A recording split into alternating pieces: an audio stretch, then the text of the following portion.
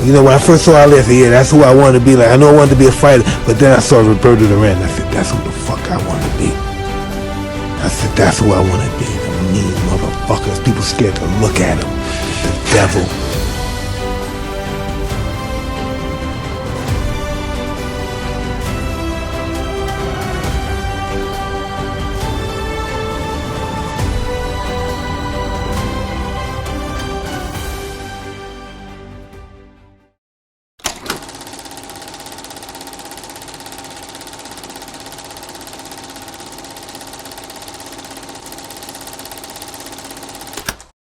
Panama City, a vibrant tapestry of colorful streets, pulsating music, and a constant hum of energy. But beneath the surface lies a harsh reality: poverty, struggle, and a fight for survival. This is where our story begins, with a young boy named Roberto Duran. Born 16th June 1951, Roberto's life was a constant scramble. Born into the barrio slums of El Chorrillo, Panama, the district known as La Casa de Piedra, or the House of Stone, was just 200 meters from the Panama Canal. Duran's father, Margarito, an American of Mexican heritage, was stationed in Panama for the U.S. Army, but soon abandoned the family, leaving his strong-willed mother, Clara, to raise then 5-year-old Roberto and his siblings on their own. The streets became his playground, but also a harsh teacher. He learned to be tough, resourceful, and how to fight for what he had. He was forced to start earning money by going out and shining shoes rather than attending school. He gave the money to his mother and family because they needed it more than he did. At just 8 years old, Roberto found solace in the unlikeliest of places: the Neco de la Guardia gym. The rhythmic thud of leather on canvas became a welcome change from the chaos outside. Here, Roberto discovered a talent, a raw power that resided within his small frame. Trainers saw the potential simmering beneath the surface and took him under their wing. Young Roberto thrived on the discipline and structure the gym provided. Turning professional at 16 on February 23, 1968, Roberto quickly established himself as a force to be reckoned with. This obviously left little time for an amateur career, though he did have one. Recorded as 29-3 or 18-3 or 13-3, dependent on source. All sources, however, reported the 3 losses occurred during Roberto Duran's first 3 fights as an amateur. However, he still tore through his competition, amassing an undefeated record of 31 straight victories, with a ferocious blend of speed, power, and an unshakable chin. Opponents fell victim to his relentless aggression and devastating left hook, earning him the nickname Manos de Piedra, hands of stone. However, the harsh realities of his upbringing remained. Despite his success, the allure of the streets and the easy money it offered was a constant temptation. Roberto struggled with his weight, indulging in the rich Panamanian cuisine after grueling training camps. As his fame grew, so did the partying and nightlife. The iron fist of discipline began to loosen, a foreshadowing of challenges to come. A notably early victory came against future featherweight champion Ernesto Marcel in 1972. Duran displayed his trademark aggression, overwhelming Marcel with a relentless barrage of punches for a dominant knockout victory. Despite these triumphs, the partying and weight fluctuations became a growing concern for his trainers. A shot at the lightweight championship of the world, held by the skilled Scottish boxer Ken Buchanan, loomed. Duran, a heavy underdog, entered the ring at Madison Square Garden in 1972, ready to prove himself on the world stage. The fight was a brutal slugfest. Duran surprised everyone with his tactical awareness, utilizing movement and feints to frustrate Buchanan. Then, in the 13th round, Duran would end the bout by hitting Buchanan with a low blow after the bell and leaving Buchanan unable to finish. Duran, the young Panamanian warrior, had conquered the world. Panama erupted in celebration. Roberto Duran was their hero. Victory brought fame and fortune. Roberto reveled in his newfound status, living a lavish lifestyle. The partying intensified, and the weight issues became more pronounced. Despite his talent, the cracks in his dedication were starting to show. He continued to defend his title, but the fire in his eyes seemed to flicker at times. Roberto Duran, however, would suffer a first loss after 31 wins in a non-title light welterweight fight versus Esteban de Jesus in November of the same year by unanimous decision, but would avenge that defeat on the 16th March 1974 by stopping de Jesus in round 10 en route to another 41 consecutive victories. He is trying to hold one glove of Duran's, and he's getting killed with the other glove. And he thought it wouldn't even go this far. Oh, another little right there thrown by Roberto Duran, the champion, too. And coming at him, and he knocks him down. To the canvas goes the challenger, Esteban de Jesus. He's down from the right hand. Roberto Duran, he keeps his title. Roberto Duran, the victor in his hometown in Panama. And half of Panama is crawling into the ring with Roberto Duran. Roberto Duran combined impressive speed with fearsomely powerful punches that earned him the nickname Manos de Piedra, meaning hands of stone. Duran was not just a hard puncher, however. He was technically very good, even incorporating the Fitzsimmons shift into his hard-hitting style as well as a good defense, though this often got missed. Such was the surprise if Roberto Duran did not knock someone out. The clamor around the KOs overshadowing a great technical ability. Not only was Roberto a knockout specialist and top-line pressure fighter, he was a wonderful counterpuncher, able to feint, draw a lead from the opponent, and unleash devastating combination of punches at will. Duran also developed into a very elusive fighter, using slick footwork, body movement, and covering up to avoid taking significant punishment. No boxer can expect the longevity at the pinnacle of the sport by taking heavy punches with any regularity. Roberto Duran would literally rule the lightweight classes from 1968 to 1978 as he obliterated all before him, amassing a record of 62 wins and 1 loss. Overall, Roberto Duran would make 12 successful defenses of his title during this period, 11 by knockout, the last defense occurring in 1978 when he fought a third unification match with de Jesus whereby Roberto Duran once again knocked out de Jesus.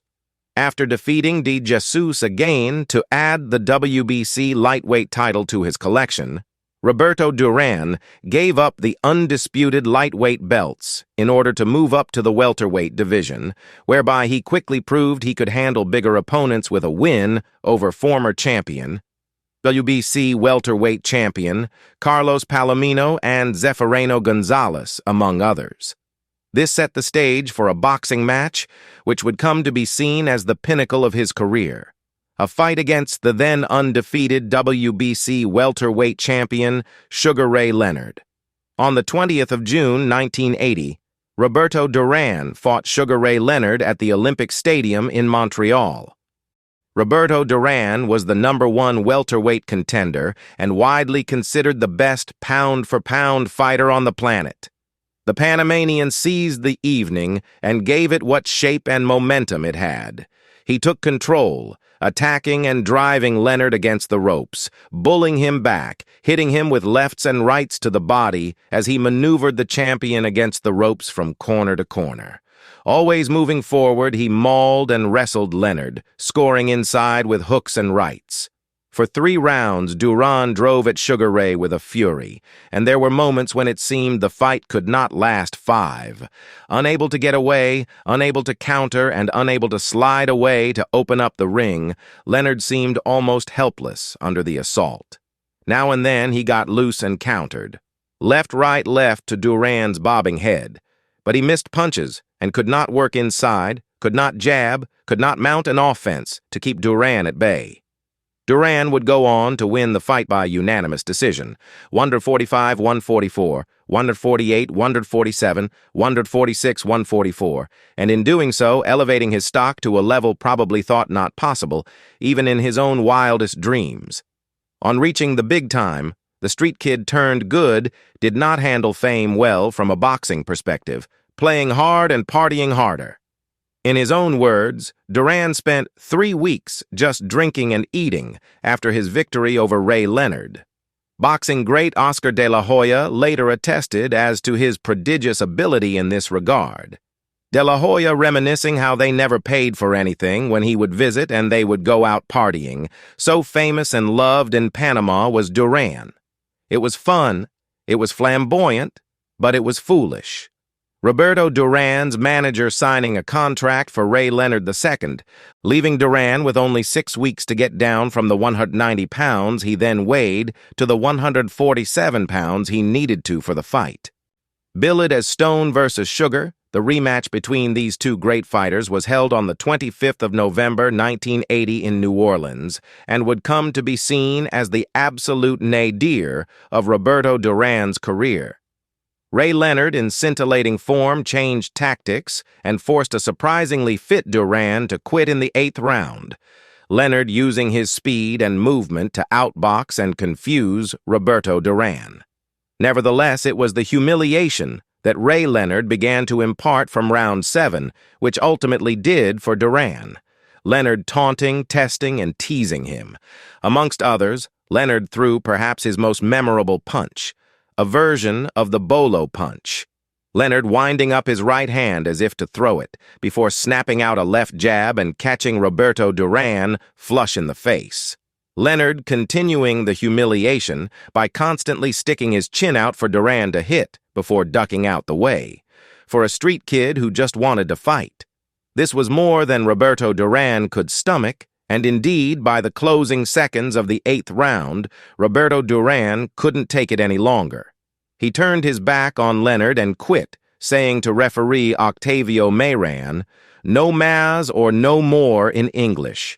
Roberto Duran would go on to claim he quit because of stomach cramps, and whilst later in the night he would be admitted for an overnight stay in hospital for stomach pains, it was an excuse that washed with few, especially as he retired from boxing directly after the match. Universal condemnation followed. Duran's veteran trainer Ray Arcel, so angered, he stated, "That's it. I've had it. This is terrible. I've handled thousands of fighters and never had anyone quit on me. I think he needs a psychiatrist more than he needs anything else." Roberto Duran's manager, Carlos Eleta, honestly admitting, "Duran didn't quit because of stomach cramps. He quit because he was embarrassed." For Roberto Duran, his biggest shame was yet to come, and occurred on his return to Panama amongst the outpouring of outrage that was felt there. Previously treated as nothing short of a demigod, Duran recalls in the movie I Am Duran how he was trapped inside his own home and could not even go out. His wife recalling how stones were thrown at their home with Roberto Duran himself, stating, "It was the only time he ever felt lonely." Roberto may have quit, and sadly will forever largely be associated with doing so, but he was not a quitter per se, and would rally himself to further put on show the boxing skills that had made him a great. Once again, Roberto Duran moved onwards by moving upwards, stopping Davy Moore on the 16th June 1983, Roberto's 32nd birthday, in 8 rounds to win the WBA light middleweight title. Moore's hurt. Moore's hurt. Moore's hurt. Blowing hard. He's Moore's hurt. He can't even breathe. Moore's hurt. He's hurt. He's hurt.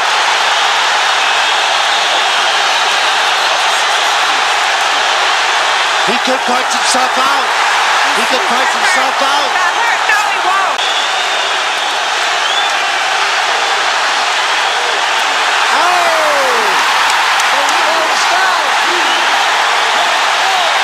He's tired. He's had it.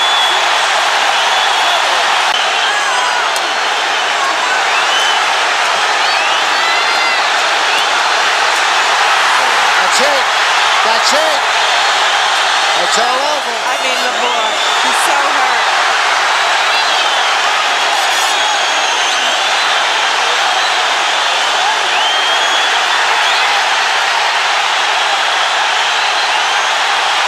Wow! What a riot!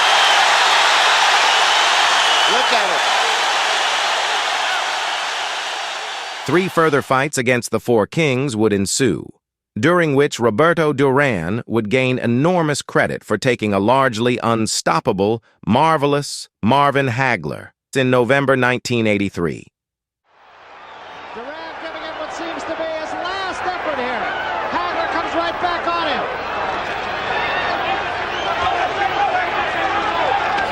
This one will be in the hands of the judges. The bell can save a fighter in the 15th round.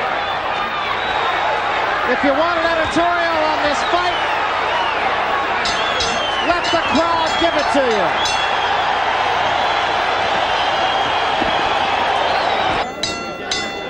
And let's now go to the ring announcer for the official decision. Here is the decision of the judges. Judge Guy Jutras scores 144-142. Judge Yasaka Yoshida scores 146-145.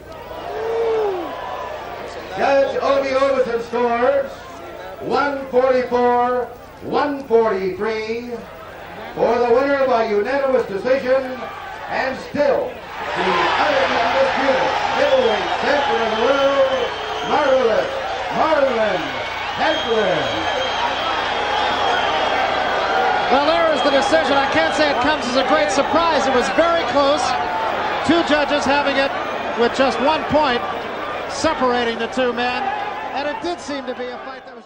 Roberto Duran would then suffer an absolute 2-round destruction at the hands of a brutal, back-to-his-best Thomas Hearns.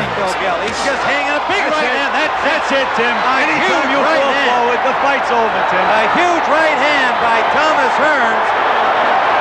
Right to the wall. A fighter can go into the ring and he can age overnight. And that's exactly what happened to Roberto. Before ultimately losing a deciding bout, age 38, against Sugar Ray Leonard in December 1989, by some margin 120-110, 119-109, 116-111. It should be noted, however, that prior to his final Four Kings fight, Roberto Duran, in his own Never Say Die style, returned to prominence by outlasting Iran Barkley over 12 rounds to win the WBC middleweight title on 24th February 1989, in a bout widely regarded by boxing experts as one of Roberto Duran's greatest achievements and performances, a fight named Fight of the Year by The Ring.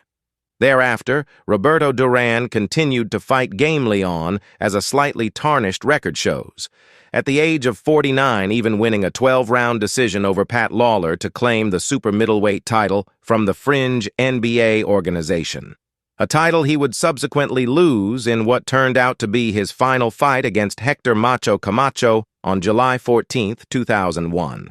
Duran suffering broken ribs and a punctured lung in a car accident later that year, and officially retiring in January 2002. Boxing experts in agreement that, all things aside, at the height of his career, Roberto Duran was one of the 20th century's finest fighters. There is no doubt that Roberto Duran led an interesting life and had a brilliant career. He would win titles in 4 different weight classes in a career that spanned 5 decades, and pound for pound, one of the most heavy-handed and hard-hitting punches of all time, Roberto Duran was inducted into the International Boxing Hall of Fame in 2006 and would finish with a record of 119 fights, 103 wins, 70 coming by way of knockout, and 16 losses, with no draws. Roberto Duran quite simply just loved to fight. His power, speed, and masterful defense at the peak of his powers was a beauty to behold. Duran was a gift to boxing and will forever be a legend in the sport.